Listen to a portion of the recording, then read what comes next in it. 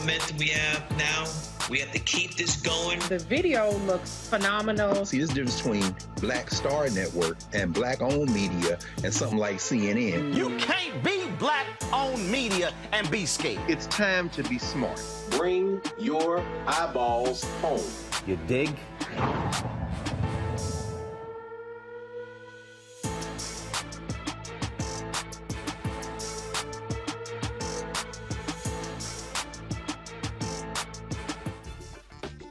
What up, folks? Today is Tuesday, August 16, 2022.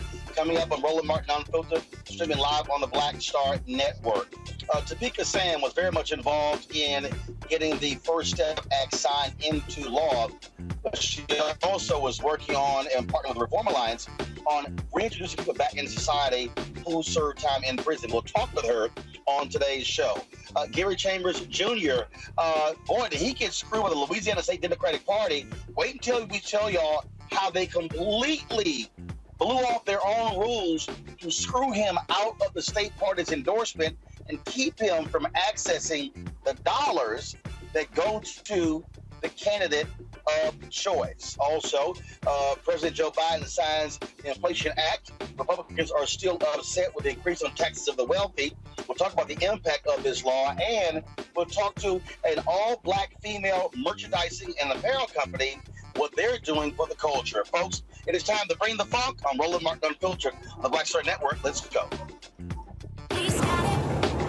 Whatever the miss, he's on it. Whatever it is, he's got the scoop, the fact, the find. And when it breaks, he's right on time and it's rolling. Best believe he's knowing. Putting it down from sports to news to politics. With entertainment just for kicks, he's rolling. It's on go, y'all. It's Roland Martin, Rolling with Roland now. He's funk, he's fresh, he's real, the best, you know he's Roland Martin now.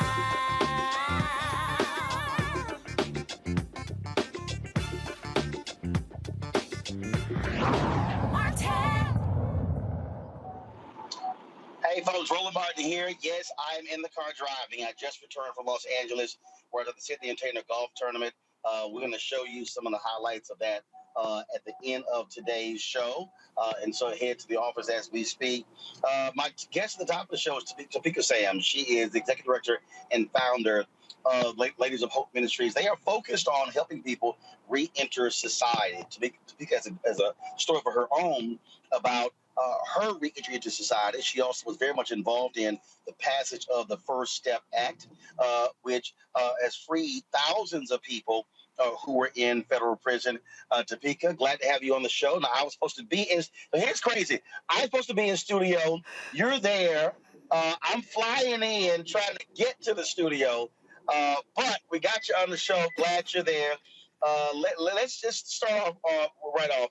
And first of all, I want to talk about, it's very interesting. There are a lot of people who still talk about how they felt the First Step Act, should have been better, should have been stronger. Republicans got behind it. But I had to remind people, and I was and you were on a panel at the Rock Nation conference. Congressman Hakeem Jeffries was there as well. When the reality is, well, black folks who were really involved in that, and they said, damn Donald Trump, we got to get our people out of prison and not get so caught up in saying, oh, he can't get a win. So talk about how important that was from the perspective of the people who were affected, not the political folks, those who are in prison. Absolutely. Well, first of all, thank you for having me. You did get me in the studio and you're not here, but it's all good. I'm just happy to be here anyway. Well, what I would say about the First Step Act, it was the first piece of legislation that freed, as you mentioned, thousands of people since locking up hundreds of millions of black and brown people. And for us, it was people over politics, right? For the sisters and brothers that I communicate with every single day since my release from federal prison, When I asked them, like, what should I do? They said, you have to go in, because if you're not there, then that means we're not there. That there are other people that are there at the table that are not speaking for us, that are not bringing in our concerns, that have not lived our experience. And so for me, irrespective to the noise that was happening, it was important that I did what I would want anyone to do for me, which is go in, make the changes that are necessary to try to bring our people home. And look, I mean, there are people. Look, we all have political leanings and things on those lines. I remember meeting with Jared Kushner myself, trying to get an understanding of what they were doing. But this was a case where I had to remind people it was Democrats in the House, led by Congressman Hakeem Jeffries, who pushed this thing through. You did have some Republican support, but it was also Democrats who strengthened it in the Senate. Yeah, so, I mean, it was interesting because, with Van Jones, Jessica Jackson at the time through Cut 50, when we were working on that, we had met with the Black Caucus. And it was interesting how, often we forget what led us to these issues, right? So it was both Black and brown elected officials that allowed legislation to pass to lock up millions of Black and brown people. So it would take the same people, if not others, for us to be able to be free. And so when you don't lean either way, but you really lean to the people, then you understand really what the people needs. And without this legislation, if we would have waited until today, we would have been still waiting, because in this current administration to date, we haven't seen any real efforts as it relates to releasing people from prison and really big decarceration efforts. So, I'm just grateful to have been a part of that history-making legislation that allowed, like you stated, thousands of my sisters and brothers to be free.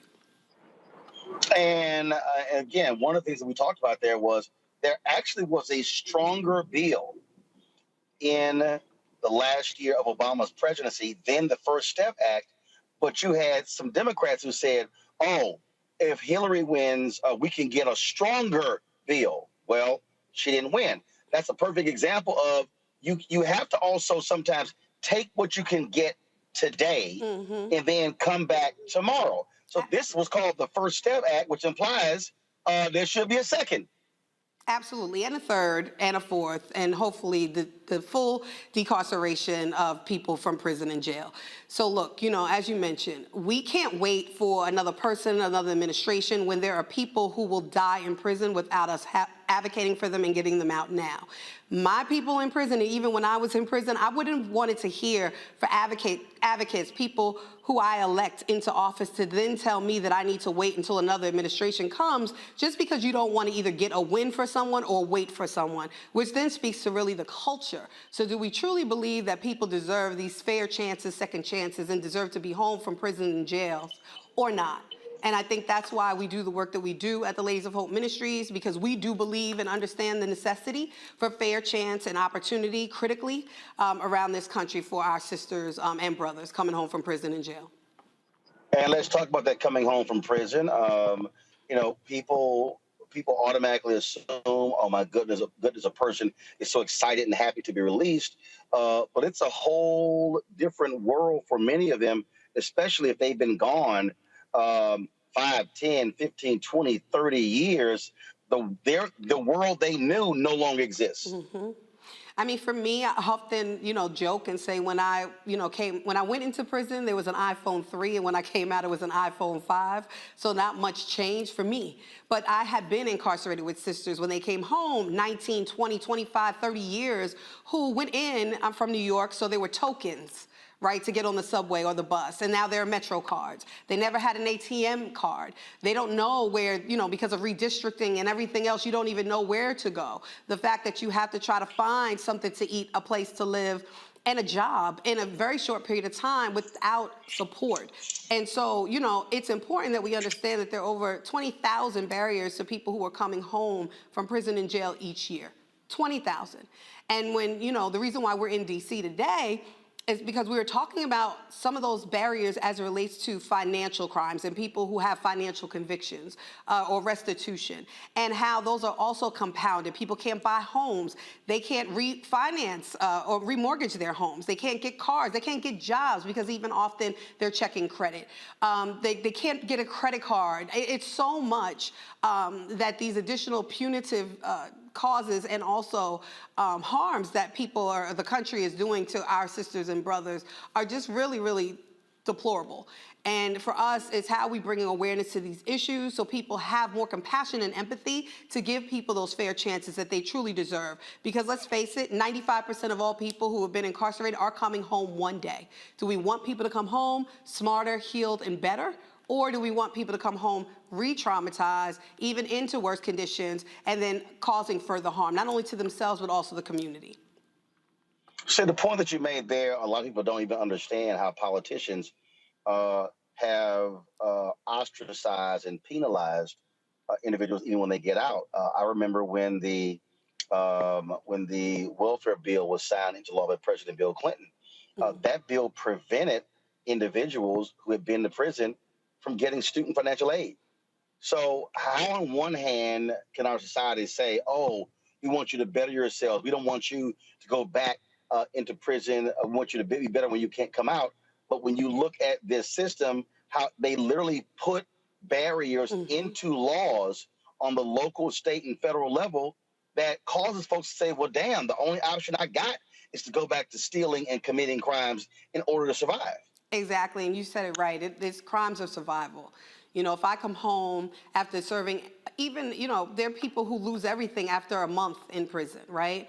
And I come home and then I'm trying to find somewhere to live. I'm trying for women, 85% of all women who are incarcerated are mothers or dependent children.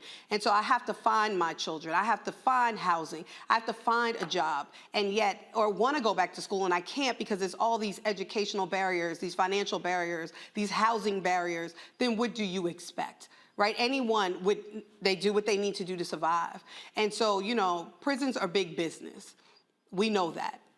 But we can combat that by providing those opportunities, opening up the pathways for people truly to have a chance to change their lives. And I mean, that's what platforms like this isn't critical for us to talk about these issues, because unfortunately, though incarceration disproportionately impacts people of color, we act like it doesn't impact us.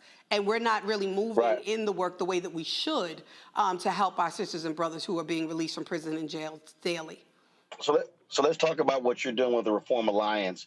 Explain what this initiative is. Yeah, so we launched a campaign called Remission Now in partnership with Reform Alliance, and it's to bring awareness to, on a federal level, people who have restitutions or financial debts that they have to pay after incarceration, that this is considered a lifelong sentence. For example, you have sisters who have ranging from $2 million to $550 million of restitution that, one, they never even received any of that income, but two, they'll never pay it back in their life. They spent years in prison. They come and paid restitution payments while they were inside, came home on probation or parole, still have to pay those debts, and then when they get off, up to 20 years of having to pay those debts. And that is just being overly punitive, over-incarcerating people within the community, and it's just shameful. So on a federal level, the President of the United States can use their clemency power. We hear so often about clemency and pardons, but there's something called remission that is a part of the clemency or pardon application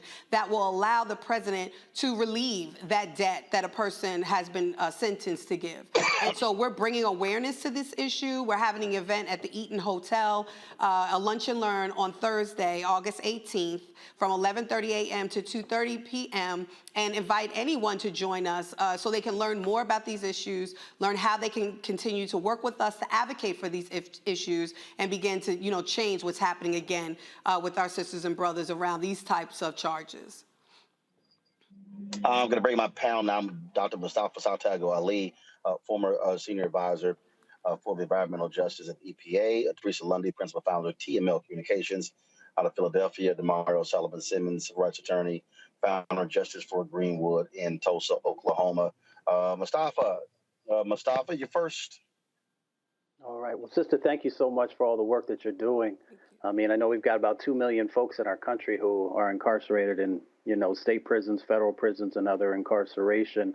And I'm just curious, when we have that big of a set of problems, what are the additional resources that we need to get to organizations like yours and others to be able to make sure the right legislation is in place? Absolutely. So thank you for that question. Well, two things. There is the over 2 million people who are presently incarcerated within, to your point, local, state, and federal prisons and jails in this country. But there are also over 4 million people that are incarcerated within our community under community supervision. And what we need as organizations, we need access to resources. We need access to buildings, developments, housing. We need access to these state and federal and local grants. So therefore, we can make sure that we're giving those resources directly to our folks. I mean, let's face it, often community-based organizations like mine that are ran by previously incarcerated people of color and women, we're the least looked at as it relates to funding and opportunity. And so we have to diversify our funding when in fact it's those state, local, and federal grants that really sustain the work that we're doing so that we can be larger organizations like we see out there. And so I would say that's what we need so we can continue to hire people from our community. We can continue to pour those resources and opportunity into our people so that we can have better, safer, and healthier communities for Black and brown folks in this country. Teresa. Yes, Tamika, thank you so much for this vision. I'm here in Philadelphia, but I work with Pennsylvania legislators and community organizations, and I probably have about 6 organizations you need to tap in with. But I know one of the questions they may ask you is how can they be a part of your coalition? And where do they go to sign up to make sure that you also have a stake in Pennsylvania? Absolutely. So they can text the number 41444 and text the word the, THELOHM 2022. And then get connected to our work, to our movement, to what we say is our epic vision of ending poverty and incarceration of women and girls globally, to our website, thelohm.org, any social media platform at the LOHM. And again, join us on Thursday at the event here in DC to learn more and connect to us. I do have one other question, and that is the First Step Act dealt with the federal level. Have others seen movement improvement on the state level?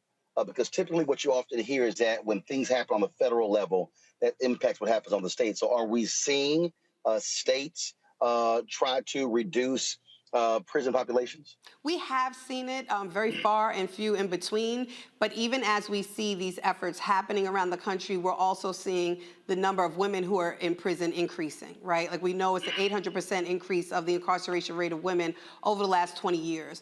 And so while even... Why? I argue to say, once Black men were taken off the street, then they started kidnapping Black women. That's just what it is. And often when you leave, a person single with children with no resources, men are in prisons and jails, then often, there comes substance misuse, mental health issues, sexual trauma and violence, early childhood trauma, all of these other issues that we don't talk about in our communities, but they are driving forces of what's happening to women in prison. Outside of misogyny and patriarchy and all the racism and all the things that we understand that are part of the why. But for us, it's important that we take that, we understand what's necessary to change that, which is what we're doing, and other organizations around the country are. I mean, we decided that because we didn't see a lot of organizations that were doing our work or our housing model, we have a house in the Bronx, one in New Orleans, Louisiana, one in Trinidad and Tobago, just closed on a house in Prince George's County, Maryland. And because we couldn't get with developers or real estate agents or brokers who would rent to people who have convictions, we decided to get into that ourselves. So we're building our first 20-unit affordable housing development project in Miami, Florida, and we're scaling our work because we know exactly what we need in order to successfully succeed in the country. And you made a point, the question I think was from Mustafa when you talked about the support that you don't get. And let's just be frank, even in this space, when it comes to, I'll say, white philanthropy, that money is going to white-led organizations that are dealing in this space, as opposed to Black-led or people of color-led organizations that know very well the work. And we see this in multiple spaces, even in Black. Yeah, what I would say, the irony of that is that in our work, we only really get funded by two foundations or people, individuals of color. Everyone else that funds our work, which, for me, I'm grateful that people notice our work and want to support our work, but also saddened that not enough people of color are supporting our work. And so, it is important that we also elevate those issues because, again, as I mentioned before, incarceration, poverty disproportionately impacts people of color. So why aren't people of color investing in people of color in order to do the work in the way that we also know how? So, that is a conversation that often we do not talk about. It is true that as a Black woman who was previously incarcerated, it is incredibly difficult that each and every time I'm going for, funding, I have to continuously talk about my trauma, which is exhausting each and every day. And that sometimes when we're going for different funding opportunities, that we will get a third of what another organization, a white-led organization, will get, 3 times what we've asked for, who do less work than we do.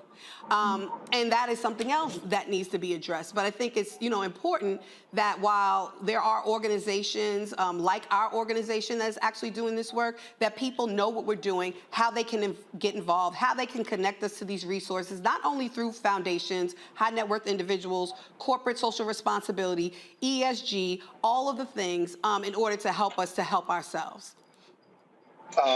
This is the last question. You mentioned, I feel like I sound like a Baptist preacher. You mentioned the problems with acquiring housing. Have you had any conversations with the Black real estate brokers? I spoke at their national convention a couple of weeks ago. I'd be curious if you consider reaching out to them and partnering in this space, because these are people who sell homes. Yeah, well, I have. Maybe I haven't reached out to the people you did. So if there's any contacts you can make, that'll be great. But what I go to the top, so it'll be the CEO and chairman of the board. It'll take me there because often even presidents and CEOs aren't chair people. What I find, even where we are in Louisiana, for example, and even in the Bronx, we're in communities that are of color, and there are still these biases, not in our backyard. And it goes also to developers often, also, brokers and real estate agents, that they just do not want to take the chance. So it's not necessarily where I notice that it's bias based on color. It's just bias based on what people think around people who've been to prison. Absolutely. Okay, so for the folks who are watching, the folks who are listening, how can they reach your organization? If they want to give, they want to assist, they want to support. Absolutely. So again, they can text the word THELOHM 2022 to the number 41444. They can go on our website, thethelohm.org. They can follow us on any social media platform at theLOHM, or they can follow me at Topeka K. Sam, or any platform as well. All right, Topeka, I appreciate it. Thanks for coming in. Looks like I'm almost there after all this traffic. But hey, that's the world. But luckily with technology, we still made it happen. I appreciate it. Good luck. And keep us abreast of how things go. Absolutely. Thank you so much for having me here. I feel you in spirit, even though you're not really here present with me, but grateful for this opportunity. Thank you. Absolutely. I appreciate it. Thanks so much. Folks, coming up next, we're going to talk with Gary Chambers Jr.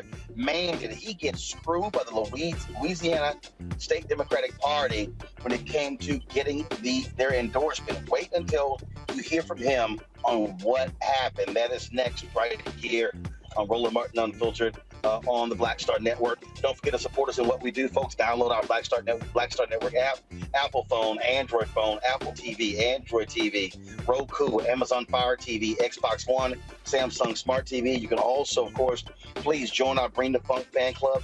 Your dollars make it possible for us to do what we do. Our goal is to get 2,000 donors this month, giving an average of $50 each. That's $4.19 a month. That's 13 cents a day. You get, of course, you got his show, Raji Muhammad's Daily Show, weekly shows from Deborah Owens, Jackie Hood Martin, Stephanie Humphrey, Greg Carr, plus Roland with Roland, our interview show every 2 weeks. So you get all of that, folks. We do more Black news, more Black TV news than any other Black-owned company in America. Nobody else, y'all. No, there's no one else. You can run it down. BET, that's Black targeted. TV One, Urban One, nope. Byron Allen's The Griot, nope.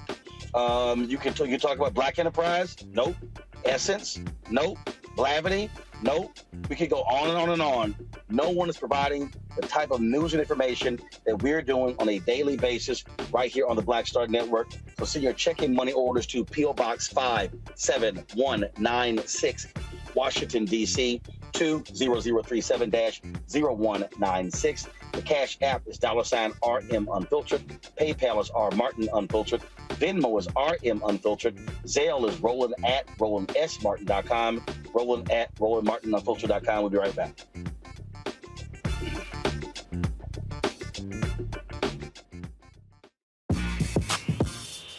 When we invest in ourselves, our glow, our vision, our vibe, we all shine. Together, we are Black beyond measure. Hatred on the streets, a horrific scene, a white nationalist rally that descended into deadly violence. White people are losing their damn minds. As an angry pro-Trump mob storms the U.S. Capitol, we've seen shots. We're about to see the rise of what I call white minority resistance. We have seen white folks in this country who simply cannot tolerate Black folks voting. I think what we're seeing is the inevitable result of violent denial. This is part of American history. Every time that people of color have made progress, whether real or symbolic, there has been what Carol Anderson at Emory University calls white rage as a backlash. This is the rise of the Proud Boys and the Boogaloo Boys. America, there's going to be more of this. Here's all the Proud Boys, guys. This country is getting increasingly racist in its behaviors and its attitudes because of the fear of white people. The fear that they're taking our jobs, they're taking our resources, they're taking our women. This is white fear.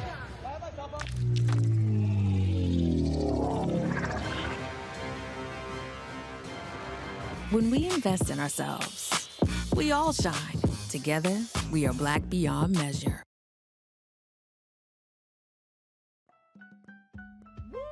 We're all impacted by the culture, whether we know it or not. From politics to music and entertainment, it's a huge part of our lives, and we're going to talk about it every day right here on The Culture with me, Faraji Muhammad, only on the Black Star Network. Yo, what's up? This your boy Ice Cube. What's up? I'm Lance Gross, and you're watching Roland Martin Unfiltered.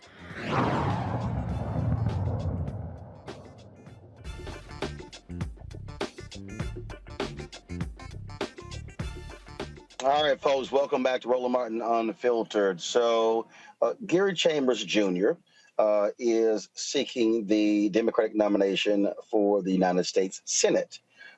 You've seen his commercials. He is campaigning all across the state. And one of the things that happened this weekend was the state Louisiana Democratic Party meeting where they were going to decide who was going to get the state party's endorsement. Well, there's a procedure that's followed, this process that's followed. Gary followed that. But that's not what party leadership did. They essentially changed all of the rules to prevent Gary from being the one who is endorsed by the state party. Gary Chambers Jr. joins us right now to tell us, if you've been following social media, you'll see what happened. So Gary, for folks who don't know, so walk us through what happened here, where the meeting took place, and just what went down on this wild Saturday. Well, thank you, Roland, for having me. So this Saturday at the Louisiana State Capitol, the Democratic State Central Committee had their endorsement meeting, which is something that happens for every statewide elected office. We won the executive committee vote. There's a process by which the executive committee votes. We won that vote in a vote of 9-7.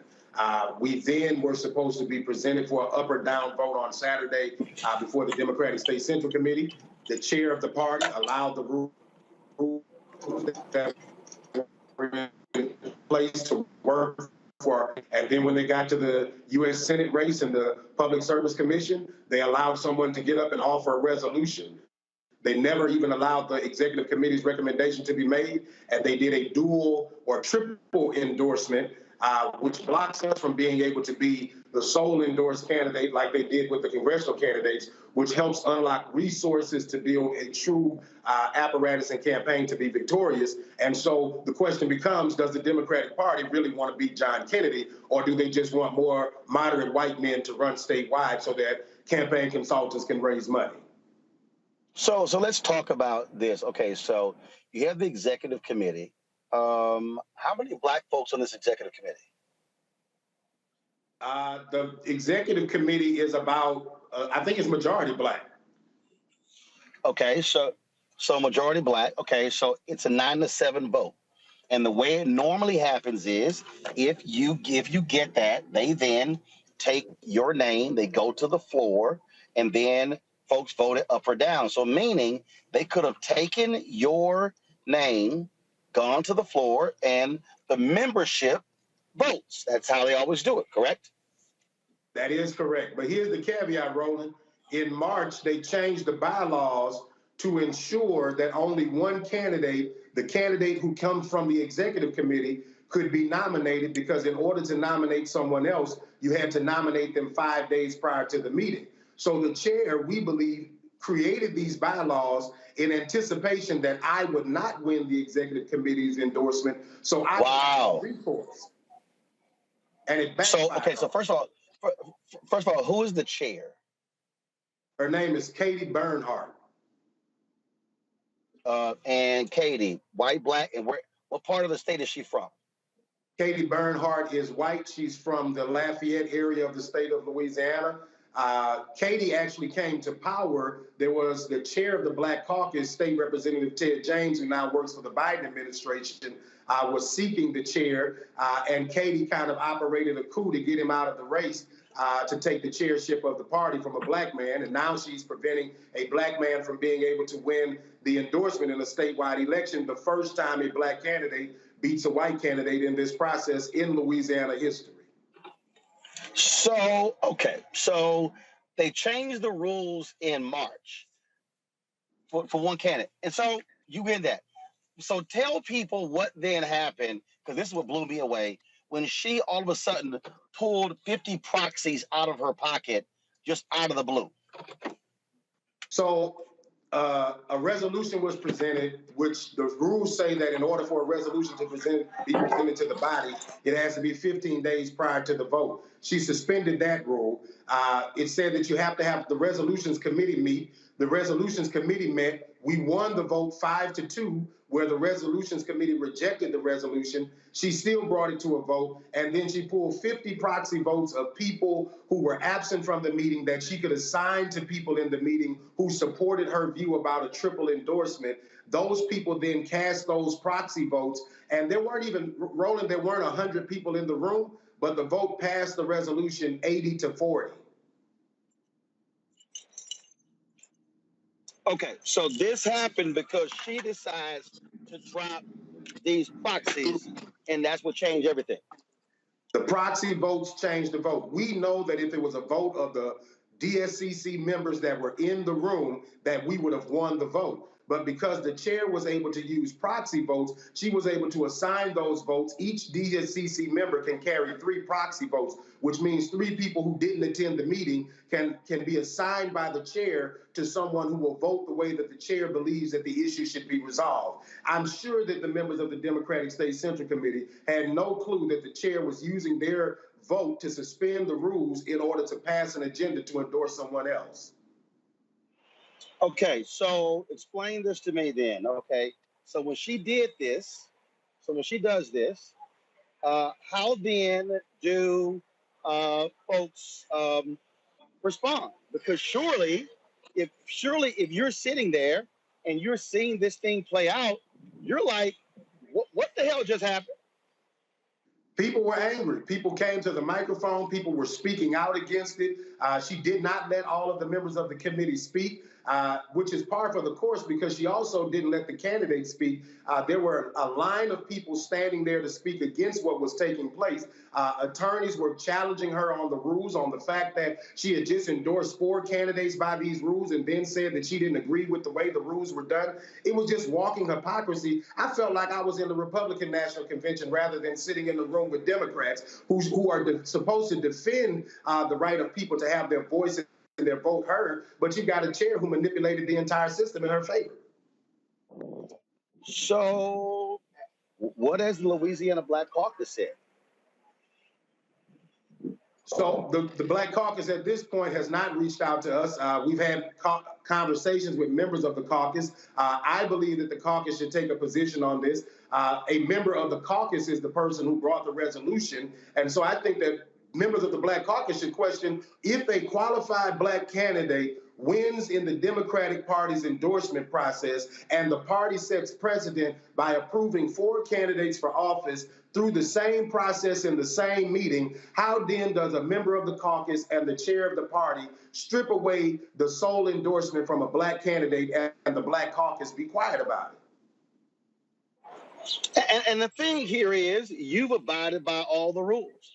You did everything the right way, and it seems they're pissed off that you actually worked the system and was going to come out ahead. Roland, for me, that's what's the most egregious about it all. We played by the rules that they set. When they bent the rules and made the rules rigged so that if we didn't win, we would have no recourse for a floor vote, and we still jumped that hurdle and won. And then to have the chair of the party. By the way, Roland, this woman told me last October that a Black man could not win in the state of Louisiana. She failed to tell me that a Black man couldn't win in the state of Louisiana because she would do everything in her power to prevent him from winning. And on that particular point there, I mean, what you're dealing with is there's this assumption that, only a white conservative Democrat can win in Louisiana, but hell, you got to win the primary first. Well, here's the deal, Roland. There are 900,000 registered voters Black voters in the state of Louisiana. John Bel Edwards, the Democrat that is the governor of the state of Louisiana, would not be the governor of Louisiana were it not for Black voters. In the election where he won, 450,000 Black voters showed up to vote for him. John Kennedy, the senator I'm running against, was elected with 536,000 votes. If 450,000 Black votes showed up to elect the Democrat governor that's there, and John Kennedy won with 536,000 votes, the math is there. We can win this if we have a party and the resources to actually go out there and build infrastructure to defeat Republicans. What you see on display is why Louisiana continues to fail to Republicans, because we have quasi-Republicans leading the party. And on that particular note there, when you talk about what's happening with those Democrats and how they're supposedly leading in Louisiana, how in the hell do you think you're going to get Black people to be interested if they're trying to screw you over? Look, you've got people like James Carville out there. They've been trashing you, attacking you for this other candidate who, last I checked, didn't he just become a Democrat? Well, he didn't vote for President Obama, that's for sure. And he's not supportive of reproductive rights. He doesn't support student loan forgiveness. For God's sake, Roland, if you wanted to be a Republican, you could have just went and joined the party. We need people who actually care about the things that Democrats care about on the ballot. We keep chasing this mythical white margin when 50% of Black voters in the state are staying home. 30% of white voters in this state consistently show that they want a Democrat elected. 50% of Black voters have stayed home in the election where we elected a Democrat statewide because we ran a moderate Democrat who does not share their values. And so I believe we could turn that base out at a higher number if we are activated behind the things that are important to the base of the party. What's the next thing for you? What are you going to do? Well, we're calling for the resignation of Katie Bernhardt after the conduct that she displayed at the meeting. I don't know if Katie understands, but I don't take kindly for people playing with me in the process. And so as long as she was playing in private, I allow the political process to play out. But she played with us in public, and so we're going to take every recourse we can to try to have her removed as the chair of the party. People are already calling for her resignation. We want people to continue to call for her resignation, and we want the leadership of this state to recognize that while you may feel like Katie did this because this is Gary Chambers and he's radical, but Katie would have done this no matter who the black candidate was if she felt like they weren't the one who should be in front of the white candidate of her choosing. Let's see here. Panelists, any questions? I'll start with you, Teresa. Yeah, thank you so much for that information. I think it has definitely opened up our eyes. It looks like Joe Manchin is everywhere at this point. So tell people how they can support you and when the deadline is for election. So people can go to, thank you so much for that. People can go to chambersforlouisiana.com to make contributions. You can also sign up to volunteer. We have in Louisiana what's called a jungle primary. And so all the candidates on the ballot are on the ballot November the 8th. If we keep John Kennedy under 50%, under 51%, we force a December runoff, and this will be the last seat in the U.S. Senate. And so we believe that we have the groundwork and the infrastructure to do it. We just need the resources. Mustafa. Yeah. Well, Gary, I've been following your campaign, and you've definitely been speaking to the people, and I think you're running an excellent campaign. So I just want to say thank you for keeping it real. How do we also make sure that Katie doesn't do these types of actions moving forward? Is there a way that we can engage to make sure there's some do right on that side of the equation? So we're going to roll out methods to communicate back to the party. We're in the process of sending a formal complaint right now. And as we go through that process, you know, I never expected to be in this position. But as we go through this process, we're going to share that more so people can help be the ground game, the legs and the feet to help us move this forward. DeMario. What's up, Brother Gary? I appreciate your commercials. I really love the one where you had you were shooting the Confederate flag or burning it up, man. Keep doing what you're doing. Again, we know that you're getting treated unfairly by the Democratic Party, but more than anything else, we need people to vote for you so you can unseat John Kennedy. So I want to go with Teresa stated. Tell us once again how we can help you tangibly right now from wherever we are. I'm in Oklahoma. How can someone like me that does not live in Louisiana, how can we help you? You can go to our website and donate. You can sign up to volunteer on our website, Chambers for Louisiana. There's a Take Action tab there. For us, we're going to organize something different and bringing people to Louisiana for days of action where you can come and get on a bus this fall and knock some doors for us to help us galvanize people around this state. And you can call all your aunties, cousins, and grandmas that are black folks in Louisiana and show them these videos, because I don't believe that the people of Louisiana will take too kindly to the treatment that Katie Bernhardt has done to a black candidate running for office. And the thing here is, again, so Gary, so explain to people again when you say jungle primary, because they hear that. So what actually happens on Election Day in November? So on Election Day in November, all of the candidates, Democrat, Republicans, Independents, whatever, are on the same ballot. You vote. John Kennedy, if no candidate gets to 51%, the top two vote getters go to a December runoff. So we don't have closed primaries in Louisiana. And so everybody runs on the same ballot. And then if no one gets to 51%, there's a runoff in December of the top two vote getters. We intend to be in that runoff. John Kennedy's polling right now at 51%. He's not a very popular senator. If we continue to galvanize and get national attention around this race and get people to pay attention, if the DNC takes the second blackest state in America seriously, we can defeat John Kennedy. And that particular point right there is one that I have talked about beforehand, and that is, look, you have a significant number of black folks in Louisiana. That was a federal court that ruled that Louisiana should have a second black congressional district. Supreme Court put a hold on that. And so the reality is, if the resources are poured into Louisiana, again, you could potentially have Louisiana do what Georgia did, and that is, if you were able to register a lot of these unregistered black folks and turn folks out in numbers. Unfortunately, when you talked about black turnout, I think you had put it out beforehand. The low numbers of black turnout in the 3 largest cities in the state. When John Kennedy ran, black voters turned out around 28% in the state of Louisiana. When the Democrat that is elected statewide ran, 50% of black voters turned out in the state. If we turn out black voters at 65%, we will do something in Louisiana that's not done in any other state and elect black candidates up and down the ballot statewide. And that goes right to one of the things that I have said to people numerous times is we've got to get black turnout. I think when you put it out there, I think you said it was like New Orleans, Monroe, Baton Rouge, and the highest was like 36%. You know, if 32. So we get black turnout at 50, 60, 65, 70, 75, those margins can determine the election. They absolutely will. They absolutely will. And we've seen it done. We did it in 2015 and in 2019 with John Bell Edwards. The problem is the party has only activated behind moderate white men.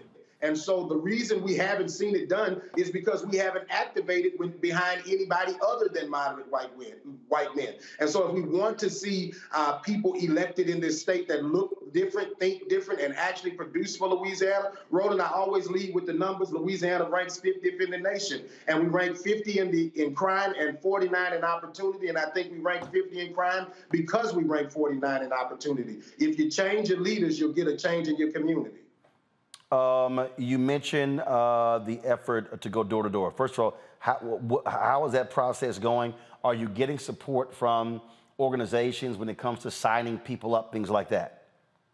We are the only campaign that's currently knocking doors in Louisiana, and we're excited about it. We're knocking all over the state with volunteers. As students come back on campus at all of the universities around the state, we intend to ramp up our volunteer apparatus. And so we're just activating and building out as we go. Of course, it takes financial resources to make all of these things move. And so our fundraising is working in concert with that so that we'll have the resources to get it done.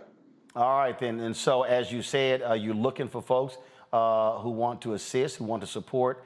And I also take it that you're going to a lot of those places where black folks are in rural Louisiana who otherwise are ignored by those white, moderate to conservative Democratic politicians.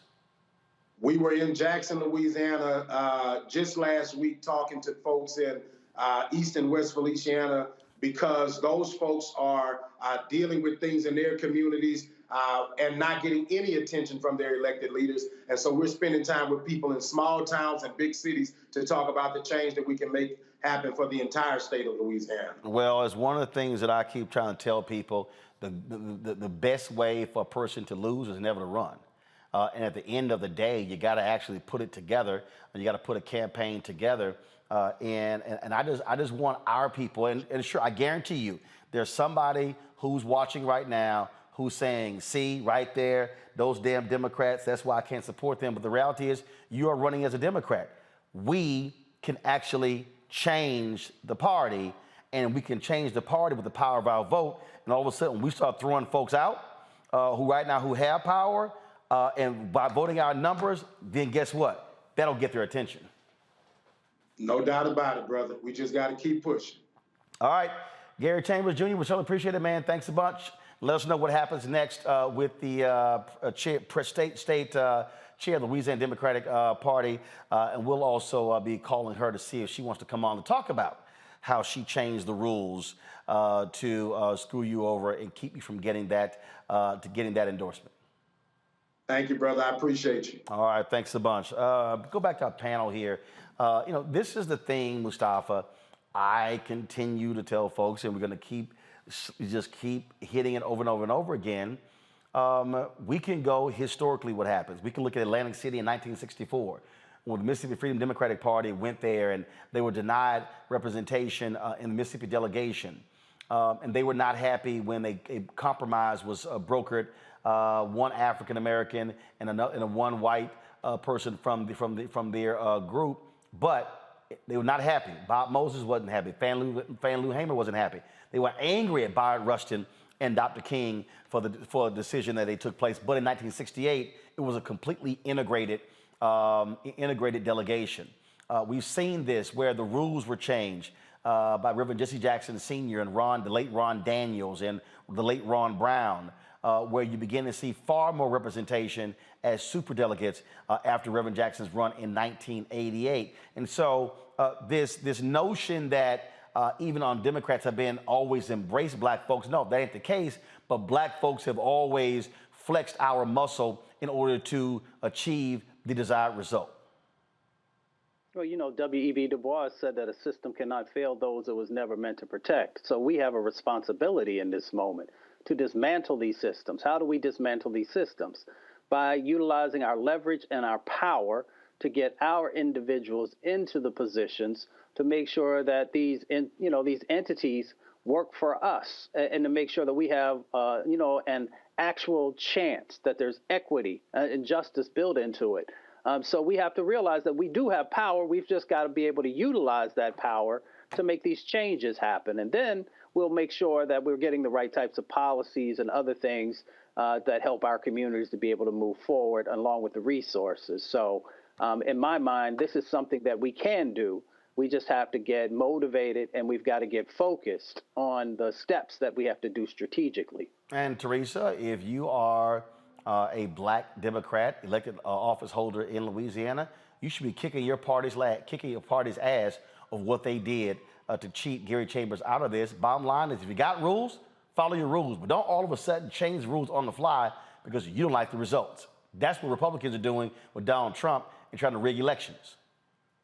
You're right. And Democrats now more than ever need to stick together. So if they want to go outside of the actual guidelines of what it means to actually vote, especially in that state, then they might want to set up another party, because it is very clear that the Democratic Party needs to remain unified. They need to remain respectful to one another, and also just understand that, this election definitely does mean more. I mean, we say every election it means more, but this one in particular does mean more. And they should uphold the same rules, that they give any candidate that's running. So if it doesn't work for them on their behalf, they need to not have a selfless behavior, but more of unification. Start thinking about the people where they desire to serve. DeMario, I hear people who say, forget that, start our own party. You can look at the recent history, I think the last 40 years, of how that has gone. People understand that. I also am a firm believer that if something isn't being done right, guess what? You change it. You literally go in and you try to take it over and change it. And that means being willing to challenge authority. Yeah, and that's what Gary's doing down there in Louisiana. And it's unfortunate that he has to stay focused on a race and not get too veered off on this discrimination that he's received. I mean, that was really race-based discrimination. They tried to be real slick because they actually nominated another black candidate. What's the value of endorsing 3 people? That doesn't make any sense at all. But the reality is this: he needs the votes to win. Even if he gets the endorsement from the Democratic Party, that in of itself is not going to move those black people back in those rural areas you talked about, Roland. It is about getting on the ground and putting resources. So I think we need to be calling upon Jamie Harrison and the Democratic National Party to be putting in resources to help Gary get people out to vote so they can beat John Kennedy. When you're talking about the less than 25% of black eligible voters voted in the last Senate race with John Kennedy, man, that's a big opportunity. So while we're upset that Gary got discriminated against because of an endorsement, what's more important is getting people out to vote. So our people that's listening now, we need to donate to Gary. If you can get to Louisiana to walk and knock on doors, do that, and call the National Democratic Party to put in resources to elect Gary Chambers, not because he's a Democrat, but because he's someone that believes in truth, justice, and equity for our community. You know, Mustafa, I remember 2012. It was either the night of or the next day. Was preparing to go on CNN, and then Congressman Chris Van Hollen was in the wings waiting to go on. He's now senator from Maryland. and I said, why are y'all not putting millions of dollars into Georgia to make it purple and allow you to contend? He said, not gonna happen, Georgia's red. I'm like, have you actually seen the numbers? Have you bothered to look at the numbers? At the time, there were 800,000 unregistered African Americans in Georgia. 800,000. And so what Stacey Abrams and Raphael Warnock and others did in say UFO with the New Georgia Voter Project, what they did was they did the work. And so part of the problem has been, and Gary alluded to this, this is part of the problem if you're the Democratic Party. Louisiana's red, we can't win. Well, you're guaranteed to lose if you never compete. So you absolutely will lose. And so this is also where we were talking to Topeka about independent black dollars, where we need black institutions that are saying, you know what, we're not going to wait on a party to actually activate our base. What we're going to do is we're going to put the resources there. What Black Voters Matter is doing, that's what they're doing, going all around the South, saying we're going to go to those places that people ignore, because if we're able to talk to those people and activate them, we can change policy by changing the policymakers. Without a doubt, we know that, continually our communities have been undervalued and marginalized, especially when it comes to folks making significant investments, making sure that we have the dollars to be able to make the moves that we know how to do. It's interesting, whether we're looking at Marcus Garvey or Malcolm X, in many instances, they shared with us about the power that exists inside of our own communities, about the power that exists inside of our own black dollars. And that if we focus them, there are amazing things we can do. All you got to do is look north from Georgia and look up to North Carolina when folks told Reverend Barber and the Moral Monday movement all the things that they wouldn't be able to do. And they said, okay, we'll show you. And they actually were able to move North Carolina and to make real changes happen there. So the examples are out there. The green prints, the blueprints are out there for folks about how when you support our communities, when you support our institutions, and when we support our own, that we can make real change happen. But the issue here is simple, Teresa. You gotta do the work. This is not going to happen by running commercials on television. It is going to happen when you are hitting the ground and you are touching people. That's how this changes. You're absolutely right. I can't tell you how many times, I have to tell, either clients or friends who are now running for public office, you have to, not only do your strategy, not only 6 months till it's time for people to vote in the primary election, you have to do it year one and year two, way before then. So if you haven't been in a community, it's time for you to get up and actually be active. Hit the doors, talk to people, learn about their issues and concerns. So when it is time for you to make that announcement, you now have a backing of supporters who see the vision and understand your leadership. Otherwise, you're wasting time, you're wasting money, and, the campaign falls by the wayside, less than 6 months to when it's time to announce. So it is incumbent for every individual who wants to run for public office to not only hit the ground running, but also understand the people's concerns, who then will help you raise money for that seat. And DeMario, you understand that, what y'all done for Justice for Greenwood. I mean, look, if you don't get out there and make it happen, nothing will happen. That's right, Roland. I just reiterate what Mustafa and Teresa said. It's so true. You have to be on the ground. You got to knock on doors. And I appreciate Gary talking about the program that his campaign is doing to bring people into Louisiana, people who are excited about him having an opportunity to represent not just Black people in Louisiana, not just people in Louisiana, but the Black community as a whole, because you can look at the track record of a person like Gary Chambers, that he's always spoke truth to power. He's always tried to fight for what was best for Black people. And I remember when President Obama was running for office in 2007, and I drove down to Dallas, my wife, myself, and my best friend, Jeff Trevilian, Attorney Jeff Trevilian. And we walked around Oak Cliff knocking on doors, trying to convince Black people to vote for President Obama instead of Senator Clinton at the time. That's what it takes. That is what it absolutely takes. And that takes resources. So again, I implore everyone to send Gary a donation. And if you can send him $5, send him $5. If you can send him $500, send him $500. We need to support this brother and other Black candidates around this country who need our resources and our time. If you cannot get to Louisiana, if you cannot get to a particular state, call your friends and your nephews and your cousins, as Gary said, your nieces and them, and have them get out there and knock on those doors. And you know, I had called out some of these FBA, ADOS, B1 folks who were sitting here whining and complaining. And I said, why aren't you not supporting Gary Chambers? Then you had people sitting there go, oh, he'll sell out, he ain't real. And I'm like, it's amazing. I'm like, boy, y'all will complain about anybody. I'm like, why don't one of y'all run? See, this is my whole point. You can sit here and bitch and moan about somebody else and with the work that they're doing, or you can do it yourself.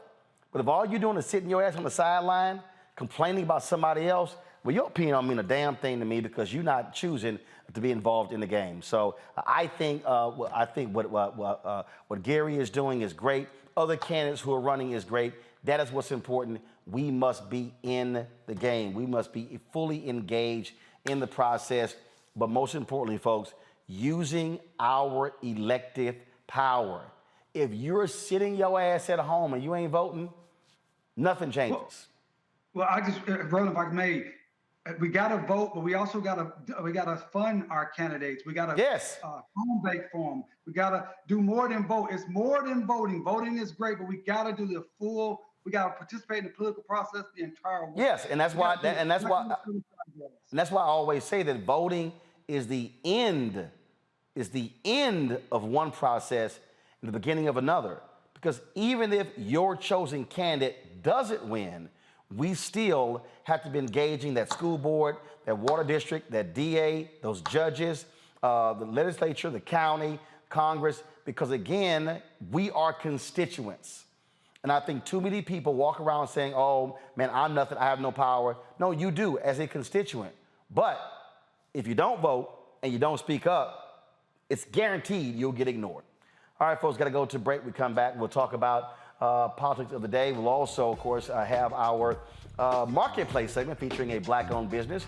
A group of sisters run this company dealing with merchandising and apparel. That's for the culture. And we'll show you some of the sights and sounds from City Entertainers' 9th annual Celebrity Golf Classic. I was playing in it on yesterday. The VIP party was on Sunday. Ellen Champagne King was doing her thing. And so we'll give you a taste of what took place there. You're watching Roland Martin Unfiltered on the Black Star Network. Don't forget, download our Black Star Network app. We're trying to get to 50,000 downloads. We should be there by now, y'all, seriously. Apple phone, Android phone, Apple TV, Android TV, Roku, Amazon Fire TV, Xbox One, Samsung Smart TV. And of course, you can support our Bring the Funk fan club. Your dollars make it possible for us to do what we do, to cover the news that matters to you. And so the way to do that, folks, is contributing to our fan club. Check in money orders. Go to P.O. Box 57196, Washington, D.C., 20037-0196. Cash App is $RM Unfiltered. PayPal is R Martin Unfiltered. Venmo is RM Unfiltered. Zelle is Roland at RolandSMartin.com. Roland at RolandMartinUnfiltered.com. Sean Nash, thank you very much for your donation. I certainly appreciate that. I'm looking on here for others who have given during the show. And so I'm scrolling. I know there's a couple other names because I missed those. So I'm just going to do this here real quick. Cash App. So let's see here. Y'all keep the music going. It's all good. Thank you very much. Keep the music going. Kia Richardson, thanks a lot. Stephanie Smith, Madison Gunter, Stanley, Timothy Poole, thanks a lot. Joy Jenkins, I appreciate it. Vernon Murphy, Rochelle Folquet, Jennifer, let's see here, Shafar Flowers, Colette, Stacy Johnson, Veronica Ramirez, Cherry Jackson, Gwen Lawson, Yergin, Robert, Raymond Harrison, Han Solo, Daniel, Devon Julian, Drew Knight, Brian Reed, Cynthia Hollinger, Katura Jones, Crystal Handy, Alva, Jay Martin, Kasimi Cole, Sharon Gordon, Jeffrey, Grande Wright, Maria Rivera, Rosalind Fontaine, Demita Hankerson, Stephanie Booth, Brian Alex, Carol Lynn Snowden, let's see here, Sherelle White, Kalia Walker, Theodis Rice, Courtney Hart, Richard Jackson, Gwendolyn Cannon, Demetrius, Harriet Jones, Tommy Williams, Keenan, Maurice Williams, Samoto, Dabney, Fayetta Sawyers, Benny Burrison, Sammy Sawyers Jr., Jawan Yvette, Scotty Cole, Angie, a.k.a. Mocha Mima, Christian, Matthew Price, and I think one just came in, Briante Brewer. I appreciate it, folks. Thanks a bunch. I'll be right back. When we invest in ourselves, we're investing in what's next for all of us. Growing, creating, making moves that move us all forward. Together, we are Black beyond measure. On the next A Balanced Life with me, Dr. Jackie. Summer is flying by and back to school is just around the corner and fall is here. That's right, a new season is upon us. On our next show, we talk about jumping into action and putting procrastination in the rearview mirror. That's on a next A Balanced Life with Dr. Jackie here on Black Star Network.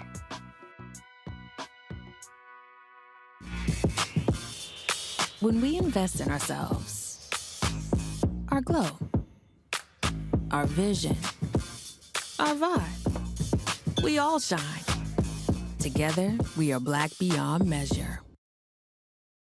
Next, on the Black Table, with me, Greg Carr, a conversation with Professor Toyin Falola, a man described by many as an African intellectual legend.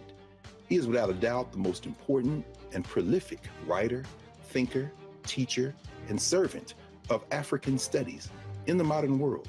And then today, we have George Floyd, the Black Lives Matters, and the re-emergence of radical Black thought. We're honored to welcome him to a very special, can't miss episode of The Black Table, only on the Black Star Network. I'm Deion Cole, and you're watching Roland Martin, Unfiltered. Stay woke.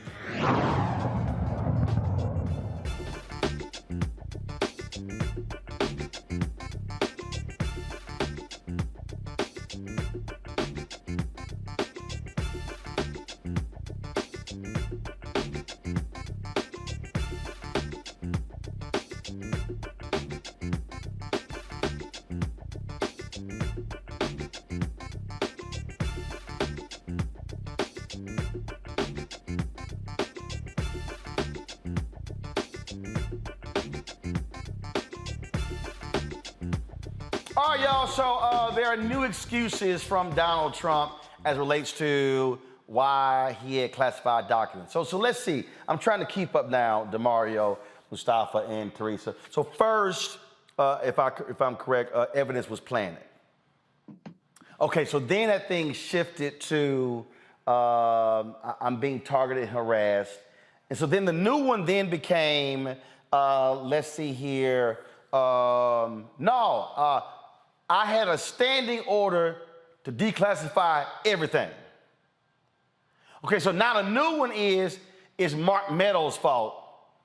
And now the new one is, hey, Mayor Garland, you might want to like go ahead and chill because, you know, my people might get violent and I don't want no shit to go down if they get violent. So the best thing for y'all to do is to stop investigating me because that's going to keep them from getting violent.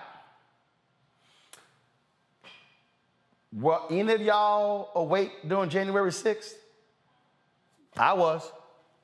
So I'm just trying to understand, Teresa, why these fools think that threat is somehow going to work right now. We've already seen what Trump's thugs will do.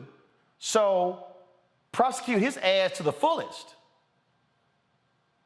I agree. You have to make an example out of Trump. Otherwise, the mayhem and the issues that we're still having outside of his presidency is going to continue.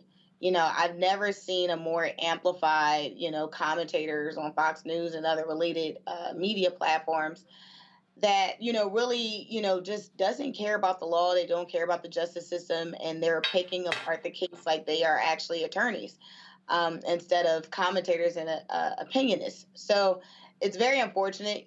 This is kind of where we are in the country, and we're not actually covering the news that is necessary for people to know, but we are covering this case so aggressively that, it's almost fear mongering versus actually, saying from the Presidential Justice Department that we are going to prosecute Donald Trump and his crimes and his affiliates. So I don't think the Justice Department needs to be scared. I'm not sure what this tactic that Trump and his designees are doing, but they absolutely need to prosecute. If it's not on a federal level, then they absolutely need to do it in New York, and they need to do it fast before this becomes a virus that we cannot cure. Well, but here's the deal, though, DeMario.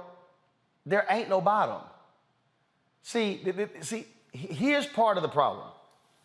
All of these people have been trying to use common sense to deal with Trump and his people. There is no common sense. There is no bottom. There is no such thing as him going, you know what? I think we've gone too far. It doesn't exist. So as long as if you let a criminal continue to rob you and they suffer no repercussions, they gonna keep robbing you. That ain't changing. That's just fact. And people need to come to grips with this reality on what needs to happen when you're dealing with this thug, Donald Trump. 100% facts. And Roland, for the last year, I've said it almost every Tuesday that they need to arrest this guy. And as Teresa said, his designees and affiliates. Listen, this is reality. Any of us, I'm a lawyer, everyone knows on this platform.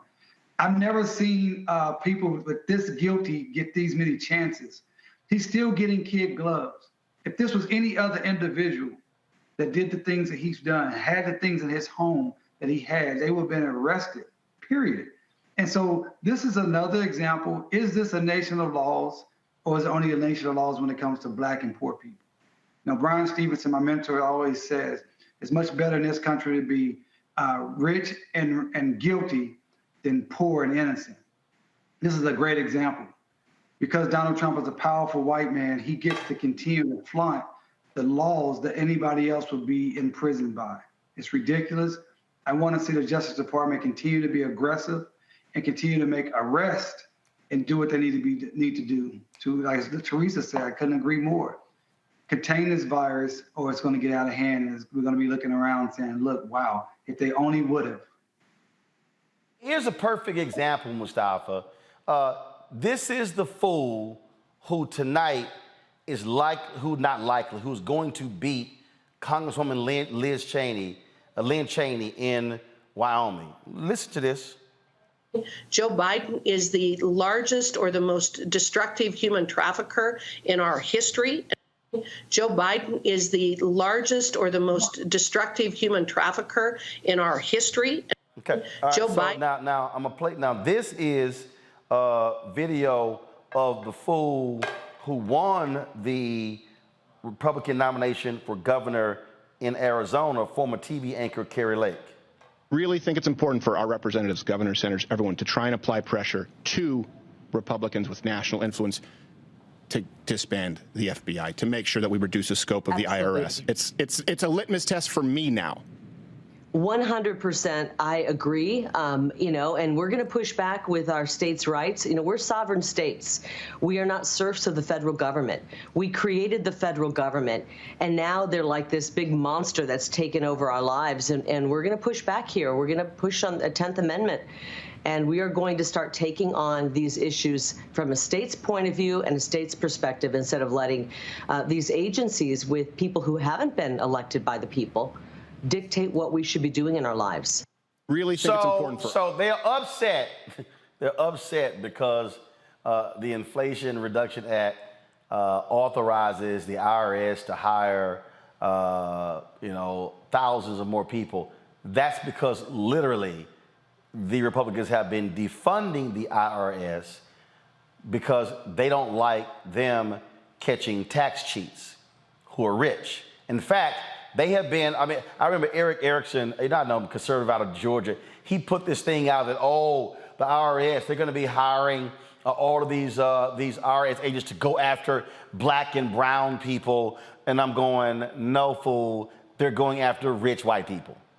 And in fact, Mustafa, and in fact, the Janet Yellen, the Treasury Secretary, has made it clear and has said, given a directive to the IRS, they are not going to be investigating and auditing people who make less than $400,000.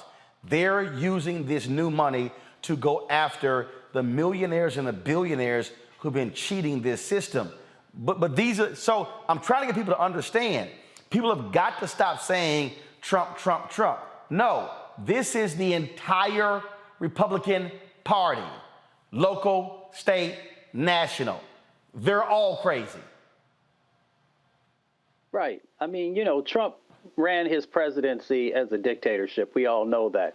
But what he also did was, for all these folks who've been holding these types of views, you know, maybe their whole lives, you know, to now be able to bring those forward. And it's a very dangerous situation. You know, people always talk about the dangers to democracy. Yes, that's important. But it's also dangerous to everyday folks out there across the country, because these folks want to destabilize and create chaos so that they can hold on to power, and so that they can seem like once they've created this chaotic situation that they can then swoop in and try and give some normalcy and try and settle things down. When you have individuals, not just, you know, former or Donald Trump, but also these other individuals who are running for office, they're doing such a disservice because they continue to fan these flames.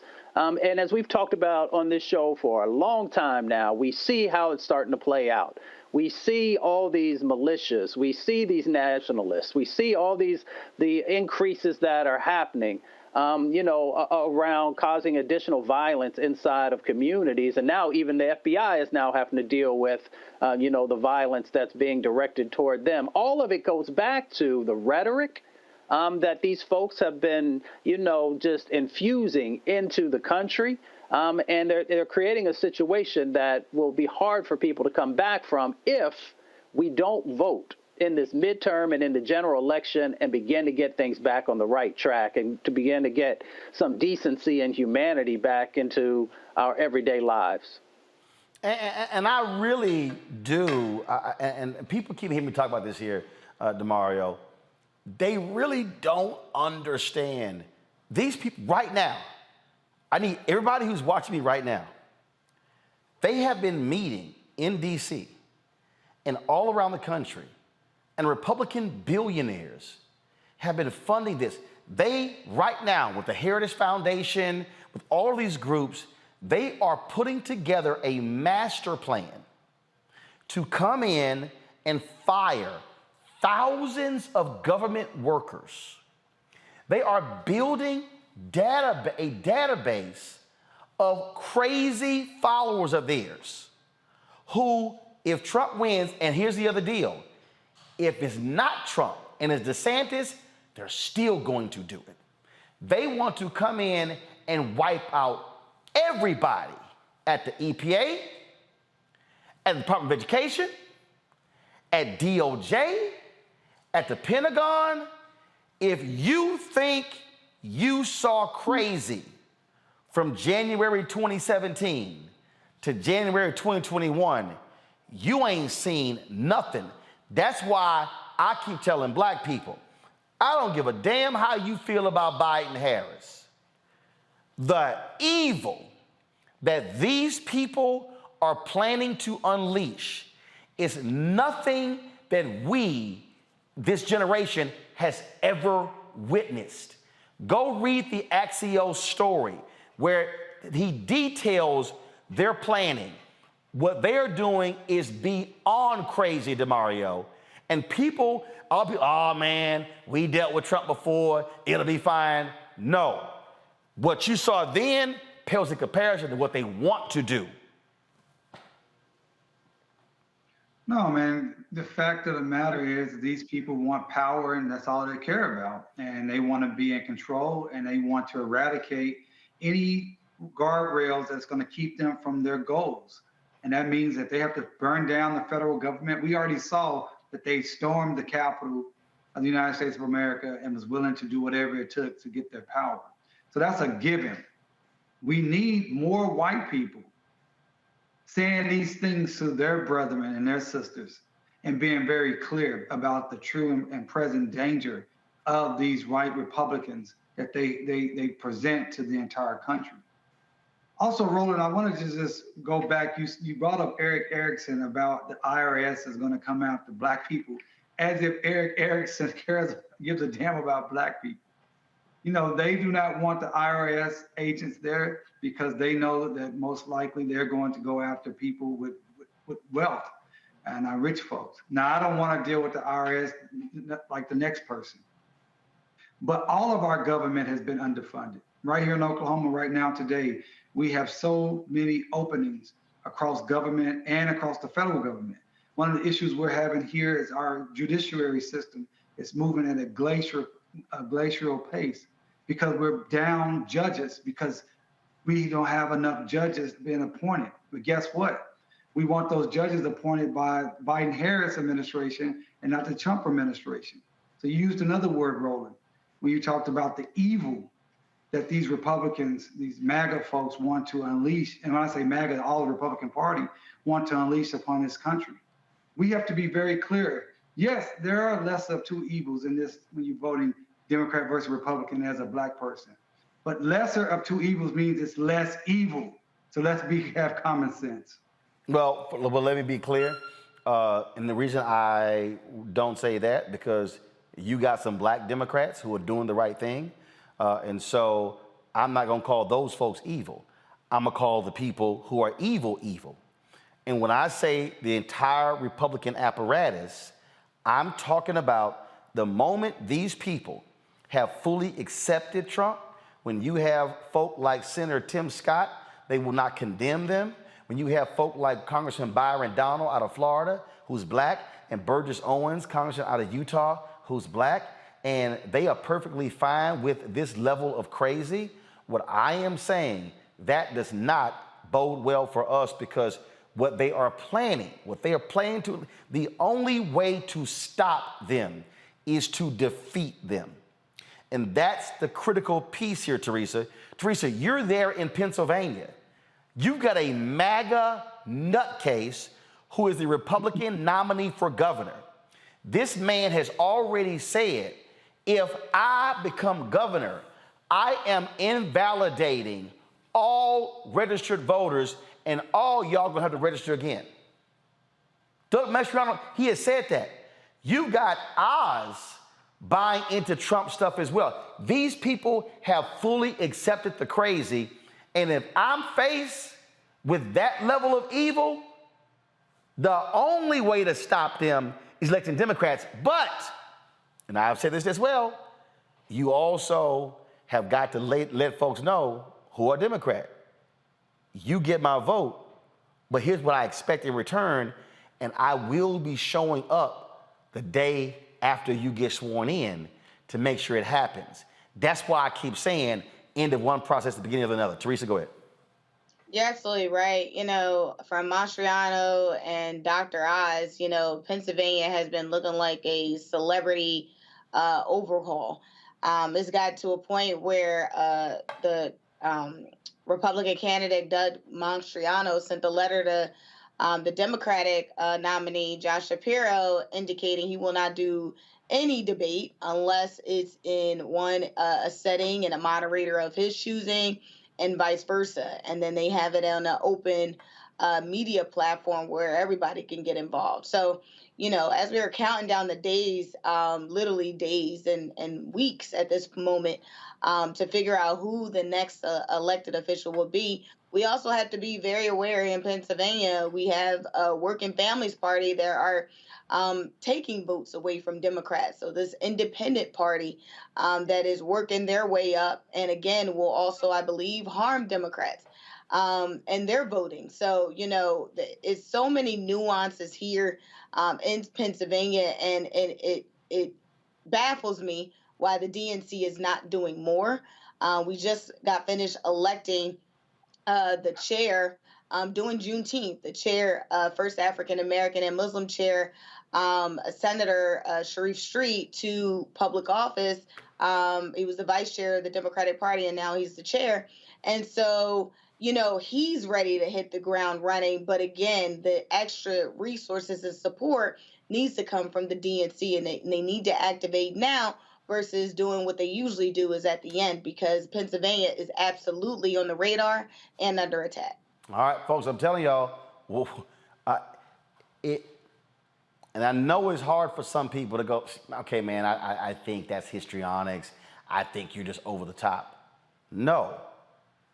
They are literally studying where Trump went wrong and the mistakes, and they have vowed we will never make those mistakes again.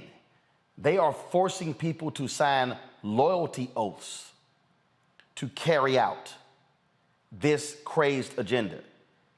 These people are sick and demented, and trust me, they are not out for the best interest of black people. Period. These yahoos in Arizona, they are absolutely nuts. And they have nominated for governor, secretary of state, attorney general, all the races, MAGA nutcases. Ain't that many of us in Arizona, but every damn one of us should be voting in Arizona to keep those fools out. The secretary of state, he's had some racist, anti-Semitic, all kind of stuff on one of his pages. I mean, that's what you're dealing with, and I'm telling you, you can play games all you want to, but these people are sick, and they damn sure don't care about any of us. Gonna go to a break. We come back, we'll have, of course, Black and Missing, and we'll show you some of the sights and sounds from Cynthia Entertainers golf tournament in Los Angeles. I was there yesterday, and we'll have in our marketplace segment our guest, a group of black women. They lead a company where they have have merchandising and apparel that's all about black folks and our culture. That's next on Roland Martin Unfiltered, right here on the Black Star Network.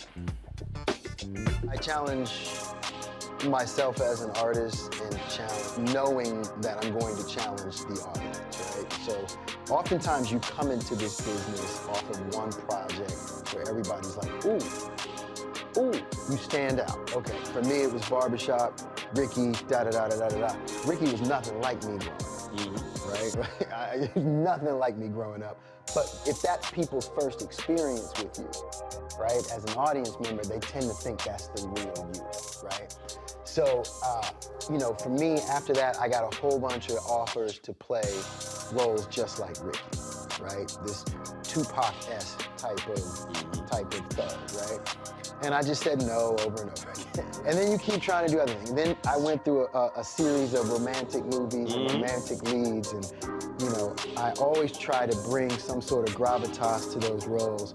And then it was like, okay, well, but before I get into all of that, let me hit y'all with, For Color Girls, and, step outside of the realm of, what you expect of me to do as an audience member in terms of being this romantic lead and everything. Because I didn't get into this business to be the romantic lead, that dude. Like, I didn't get into this business. You can get locked in. You can totally get locked in.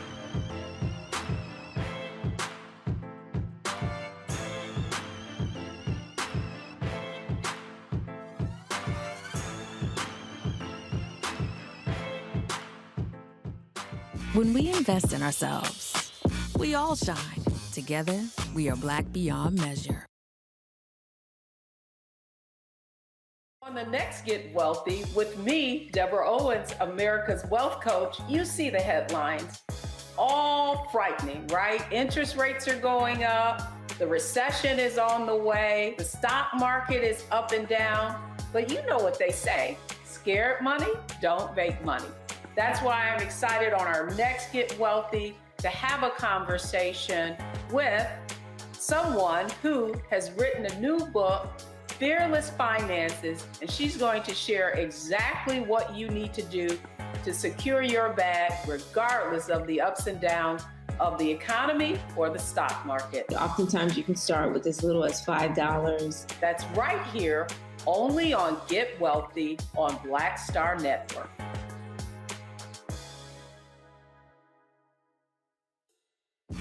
When we invest in ourselves, we're investing in what's next for all of us.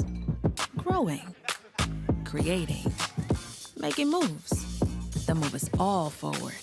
Together, we are Black beyond measure. Carl Payne pretended to be Roland Martin. Holla! Hi, I'm Chaley Rose, and you're watching Roland Martin Unfiltered.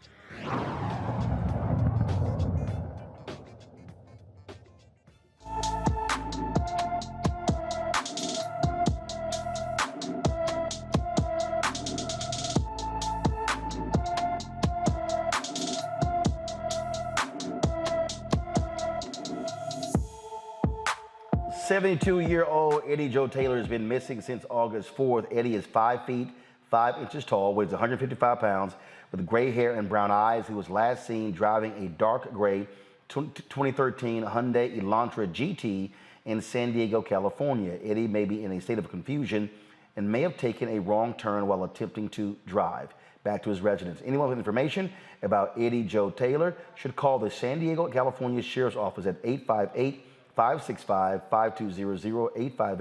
858-565-5200.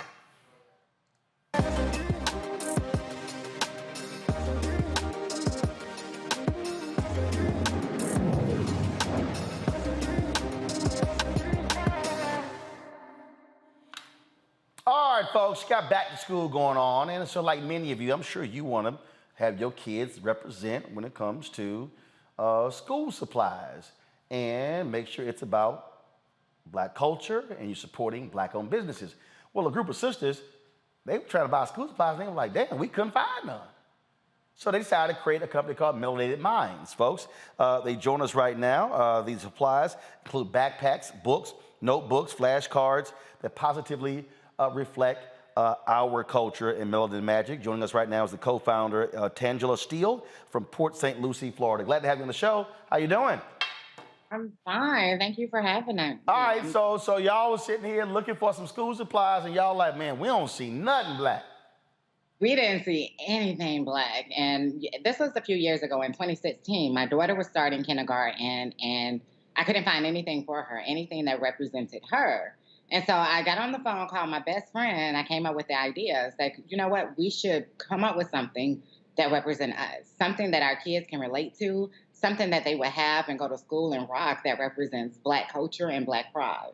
And we sat on the idea for a few years, but in 2019, we decided to jump all the way in and get going. And it has been an experience, I must say. It's great to see now that there is something out there that represents our kids, something that they can relate to. And it's even better now that I have another daughter who is in first grade now. But here she is rocking the backpack, and she can say, my mom made this, and this little girl looks like me, and I'm rocking it because I'm representing the culture.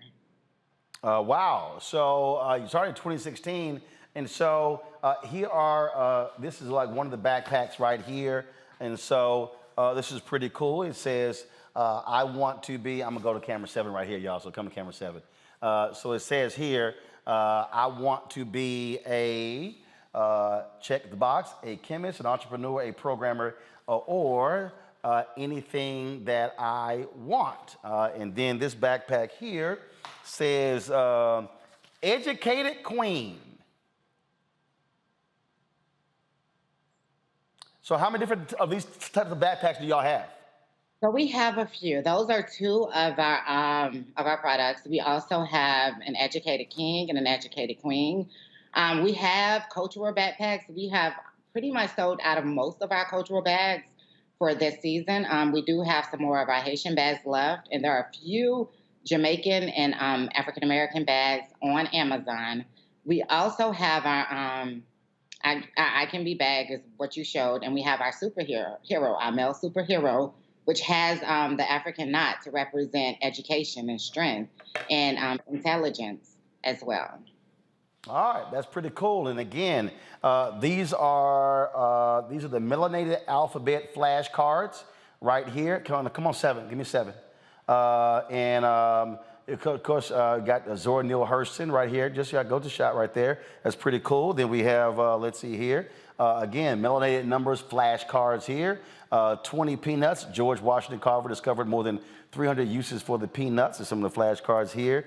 And these, like some of the binders here. First, they still use binders?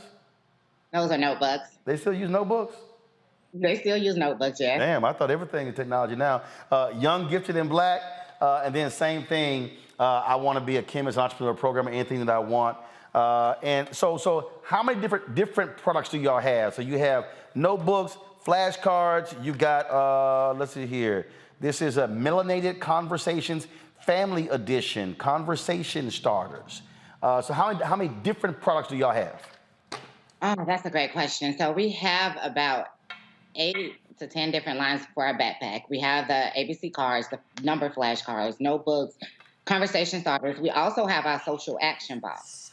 This is something that we started during George Floyd, when George Floyd was murdered, and we were having those conversations with our kids, explaining to them what happened. And we came up with the idea of creating the social action box because we wanted them to understand what it is that we're going through and what's happening and the need to continue our fight for equality for all. All right, cool. Got questions from my panel. Let's see here. See, who got kids? Demario, you got kids? I don't have kids. You don't? I don't. Well, you're a big-ass kid, so you go first. Oh, my God. I first of all, good to see you tonight. My question is, I want to know what type of pushback you've received, if any, from like school systems, because I represented a kid a couple years ago who wore a shirt that said Black King here in Oklahoma, in Edmond. And he got in trouble at the school. They tried to suspend him.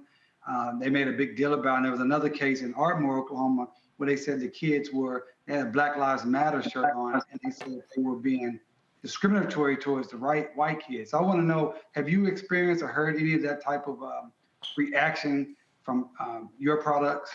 And if so, what are you doing about it? That's interesting. I have not heard any of our clients or any of our buyers or kids going through that. I will say the pushback that we have received is on our advertisement. Whenever we do online ads, we have received comments that say we're being racist. What about the whites? You can't leave us out. We're discriminating. Those are the pushbacks that we have received. Fortunately, it hasn't touched any of our babies. They haven't experienced that part of it. All right. Teresa. Well, thank you so much. As you've been talking, I was literally searching the website and sending group text messages out because I don't have kids, but I know a lot of folks with kids that are Black and brown. So my question to you is your product line only in English, or do you have a Spanish version coming out soon? So right now, it is only in English. We would have to figure out how the Spanish will look, and I suppose it wouldn't be too difficult because we could hire a translator. We haven't thought that far ahead yet, but that is definitely something that we will look into for the future, yes. Mustafa. Well, I love the name Melanated Minds, so thank you for that as being your foundation. So I'm curious, you have an amazing set of products there. When you're beginning the design process, are you working with younger, students and asking them what they're looking for or what motivates that process work? So yes, we have. I have twin nephews who are brilliant. They're in college right now. They're freshman year in college. And I have picked their brains a lot. They are gifted. One of my nephews almost made a perfect score on the SAT, but he's also very in tune with the culture and what's happening. So we pick their brain. We go out into the community. We ask questions, especially since we are in South Florida. So we get a chance to go out and meet our clients often whenever we do vending events, and we talk to them, ask them, what do they think of our products? What type of feedback would they give? And what do they think that we need to do in order to improve and make it better? We, even with our graphic designers who we work with a variety of designers in age range. because we want to be able to target across groups. Because now something that we've noticed is that we've appealed a lot to elementary and some middle schoolers. So now we're looking into expanding out more to high schoolers. So we are working a lot more with the high school crowd to figure out how could we get them more engaged with the products. All right, then. And so for all of our Roland Martin Unfiltered Black Star Network viewers and followers, folks, they are offering a 10% discount from the Melanated Minds website. Use the promo code MARTIN22. That's MARTIN 22. You get a 10% discount from this, and we certainly appreciate that. And again, we just showed you folks here just some of the backpacks here, and again, the conversation starters flashcards, as well as the notebooks as well. And so it all looks great. We certainly appreciate it. Good luck. I'm sure y'all have been quite busy this month and last month with school starting up. Folks getting back in the groove of school. Those of us with no children, like I'm no longer raising my nieces. So my last two nieces graduated from high school, praise the Lord. So I ain't got to buy none of this stuff. And so, matter of fact, I just have one, out of all my 13 nieces and nephews, one left still in high school. My nephew Christopher just started his freshman year. And so, but this is pretty cool and some great products here. And so, Tangela, we certainly appreciate it. And good luck in building the company. Thank you. I appreciate it. Thank you for having me here today. All right. Thanks a bunch, folks. Don't forget, again, 10% discount from Melanated Minds. Use Martin22 code. That's MARTIN 22 code. All right, got to go to a break. We come back. We're going to show you some of the sights and sounds from Cynthia Entertainer's Celebrity Golf Tournament. I was there Sunday and Monday. We had a good time, and so it was just way too much fun. Before we do so, hey, if you watching on YouTube and Facebook, why y'all tripping? Hit the damn like button. Why I got to tell y'all this every single show? Okay, more than 2,000 y'all watching, and it's 880 likes. Okay, the math don't math. I don't need a flashcard to say that don't make any sense. If you pop on, click like, and then just start commenting, okay? So when I come back, it should at least be 1,200. I ain't asking for 1,000. Should be 1,200. That's what it should be, okay? All right, this ain't that hard. Click doggone like button. And if you haven't downloaded the Black Star Network app, do so now. Download it to your Apple phone, Android phone, Apple TV, Android TV, Roku, Amazon Fire TV, Xbox One, Samsung Smart TV. And also, we want you to join our Bring the Funk fan club. Y'all get this stuff for free. I don't charge a subscription fee, and it's important for you to support us in what we do because I want as many of our people to see it as possible, but this stuff ain't cheap. I told y'all our OTT platform, that's $160,000 a year, okay? That's real money. That's real money. And so we luckily we've had some support. We appreciate Target coming on with their ads, General Motors, we appreciate in the past. We've had Verizon, Procter & Gamble, Nissan, Amazon, but none of those are multi-year contracts. We're trying to get multi-year contracts, so your dollars actually make it possible. We're trying to hit $100,000 this month. And we actually need $100,000 each month till the end of the year because we're actually behind where we were last year. And so you can send a check or money order to P.O. Box 57196, Washington, D.C. 20037-0196. Cash App is $RM Unfiltered. PayPal is RMartin Unfiltered. Venmo is RM Unfiltered. Zelle is Roland at RolandSMartin.com. Roland at RolandMartinUnfiltered.com. We'll be right back.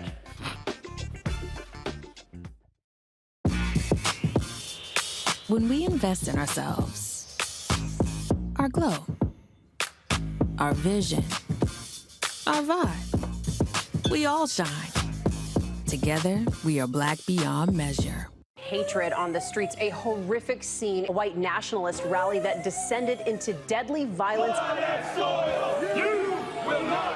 White people are losing their damn minds. As an angry pro-Trump mob storms the U.S. Capitol, we've seen shooting. We're about to see the rise of what I call white minority resistance.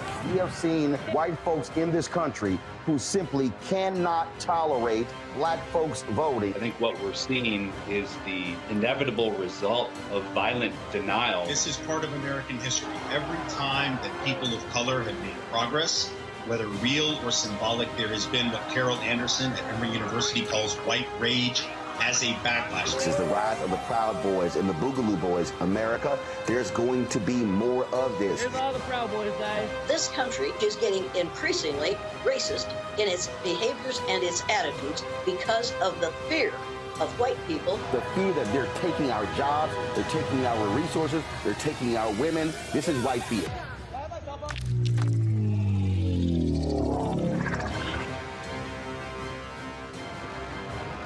When we invest in ourselves, we all shine. Together, we are Black beyond measure. You are watching Roland Martin, and I'm on his show today. And it's, what, huh? You should have some cue cards. Hey, what's up, y'all? It's your boy, Jacob Lattimore, and you're now watching Roland Martin right now.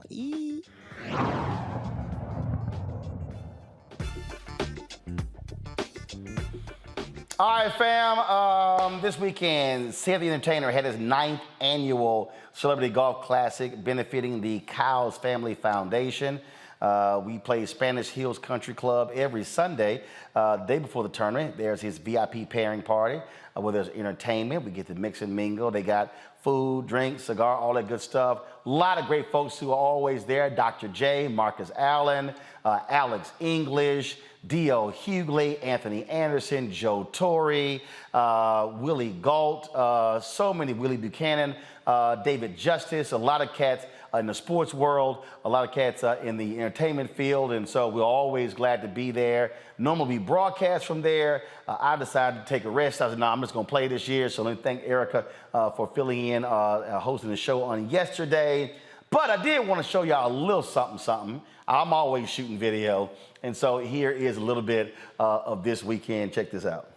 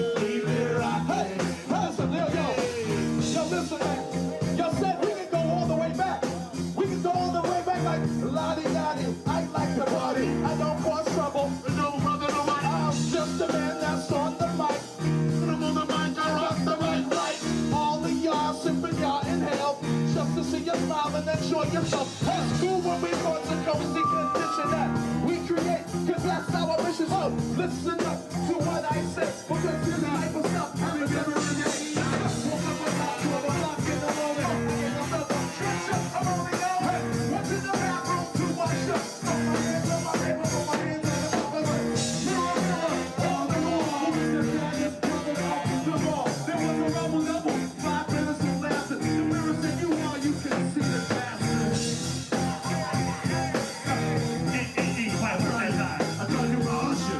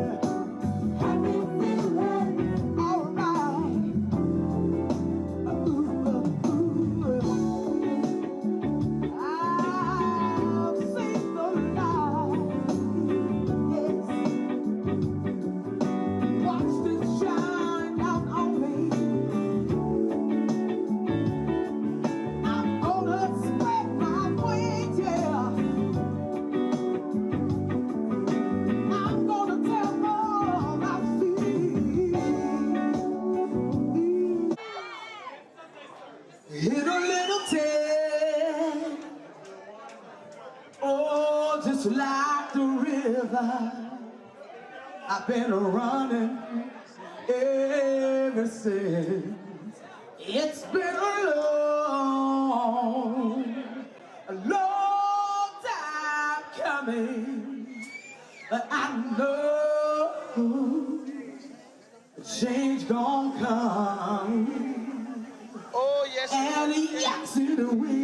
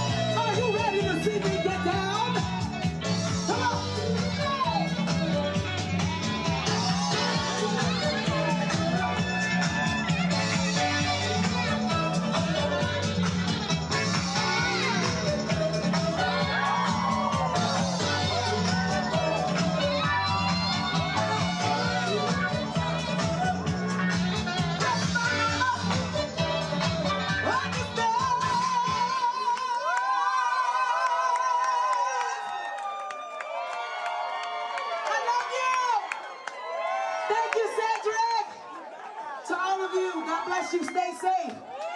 So we can do this again. God bless you. All right, Sid, so you got, look at this here. So, I guess, you know, you said Joey Lopez can't be the only one. Yeah, he got it all Mexican down, you know what I'm saying? Like, he got the chucharitas and the morellatas. But no, they just made this for me, man. These guys made this. Wow, look at this here. We got, we got the screen here. Look at this here. Got a little Barry White going. Oh, yeah. Okay. All right, then. It's not, and not only that, he got the nerve to have some low You see the wheel? You see the wheels? I see the wheels. He got the nerve to have low profile wheels. I see the wheels. Yeah, that's the thing about it right there, man. You know, truly representing for St. Louis, huh? Yeah, I'm put on, man. Skirt, skirt. Hit him with the skirt. Happy birthday, today's your birthday. Happy birthday to you. What rendition song is that? Yeah, that's the one from Chuck E. Cheese. All right. That's a Dave and Buster's. All right, smile. Yeah. Marini, I see you. Got it. Happy birthday to you. There you go. Happy birthday to you. Happy birthday. Happy birthday to you. Happy birthday to you. Y'all, that was good times there. Anthony Anderson was his birthday yesterday, so, you know, we felt sorry for that Omega. You know, say it's a Kappa, Anthony's Omega, but they all know Alpha's reign supreme. That's how it is. Mustafa, Teresa, as well as DeMario, it's always a pleasure. Glad to have y'all on the show. Thank you so very much. We had a good time there, folks. We had a great time there, raising money for the Boys and Girls Club there in California. And so that was just, it was awesome. Now, Saturday, so before that, y'all, so Saturday, I stopped by comedian J.B. Smooth's house.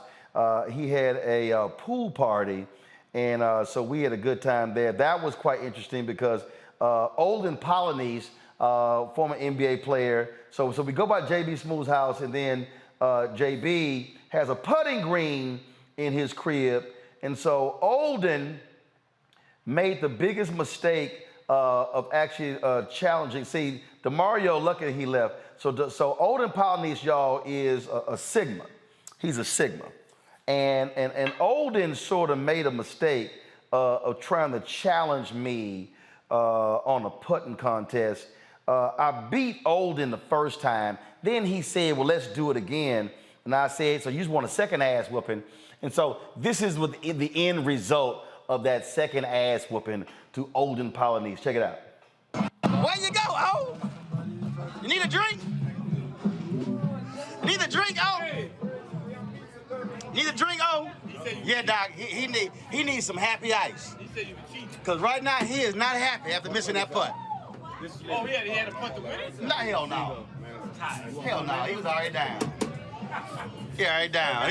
He walked off. He just walked off. Y'all see what alphas do?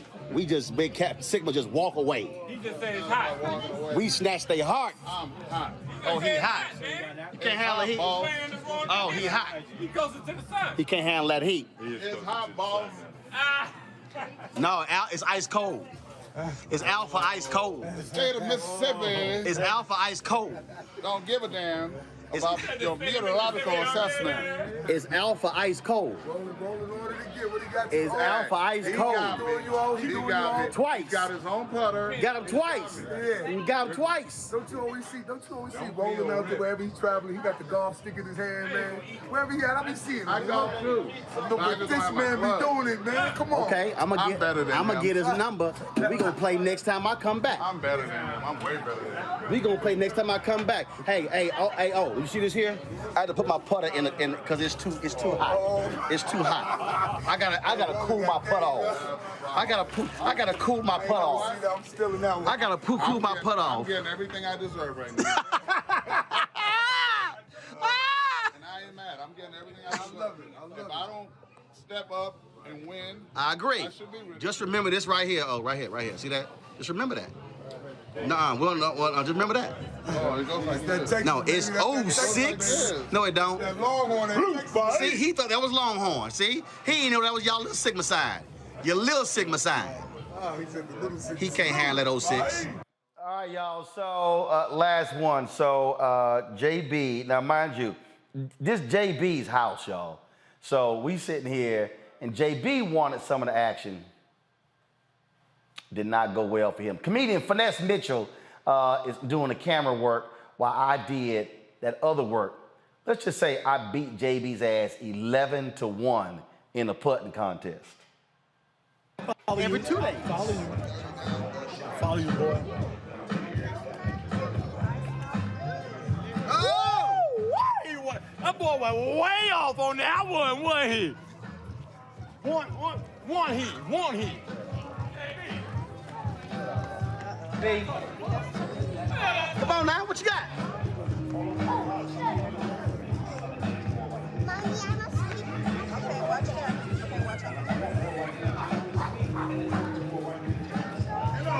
That wasn't near the hole.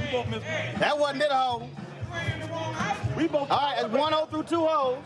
We tied up right now. He ain't beating the hell out of nobody. Okay, we're not tied. We tied. You didn't win a hole. You only won 1 hole. Right, it's 1-0 through 2 holes. Okay, let's go. We got a long way to go. Boy, can't count. This game is longer than you think it is. Boy, don't go. We only up by 1. This game not long. As old He only up by 1. He only up by 1 hole.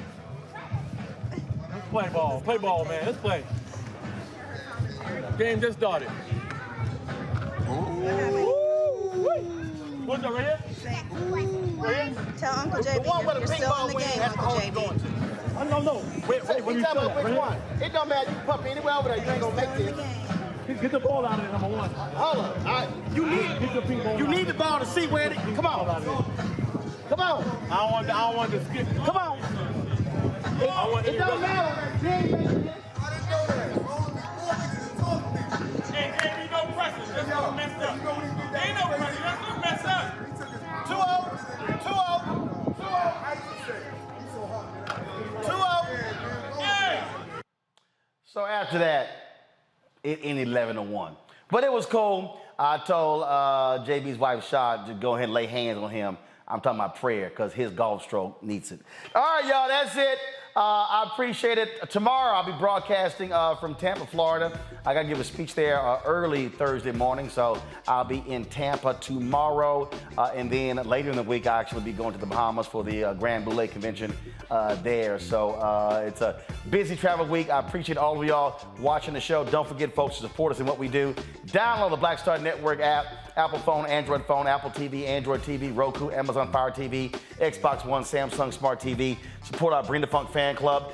Check and money orders. Go to P.O. Box 57196, Washington, D.C. 20037-0196. Cash App, $RM Unfiltered. PayPal is R Martin Unfiltered. Venmo is RM Unfiltered. Zelle is Roland at RolandSMartin.com. Roland at RolandMartinUnfiltered.com.